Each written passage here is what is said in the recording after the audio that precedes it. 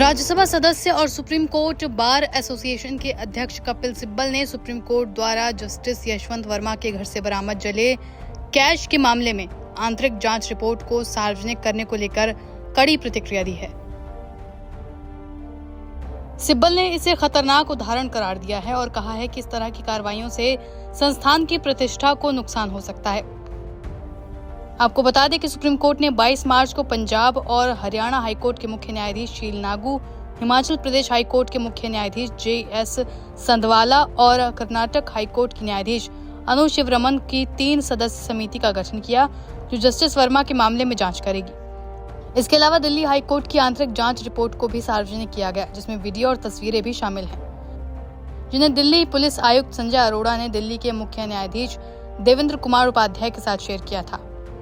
Indian express से बात करते हुए सिब्बल ने कहा, ये उनके विवेक पर निर्भर करता है, ये सही था या गलत, ये समय ही बताएगा।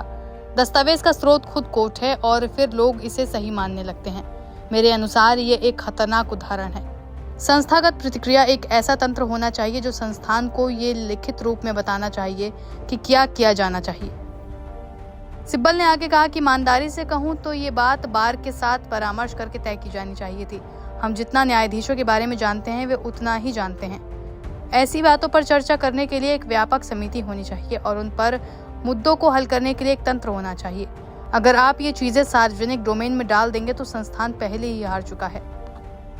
जस्टिस वर्मा के मामले में सिब्बल ने कहा कि जब तक जांच पूरी नहीं हो जाती, मुझे नहीं लगता कि भारत के किसी भी जिम्मेदार नागरिक को इस पर टिप्पणी करनी चाहिए। जस्टिस वर्मा को दोषी मानकर बार को भी हड़ताल नहीं करनी चाहिए। मुझे उम्मीद है कि इस देश में ये सिद्धांत बना रहेगा कि जब तक किसी को दोषी नहीं ठहराया जाता, तब तक उसे निर्दोष माना जाएगा। इस मामले में जांच भी पूरी नहीं हुई है।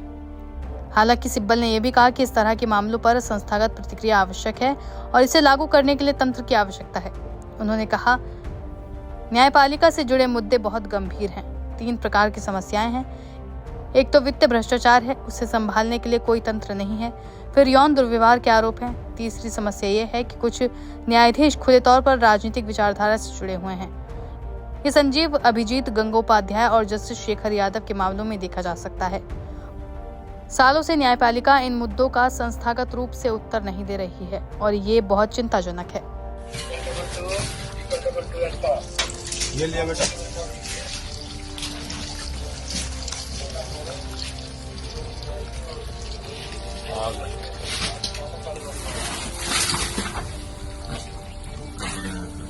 डबल 4 हो जाए।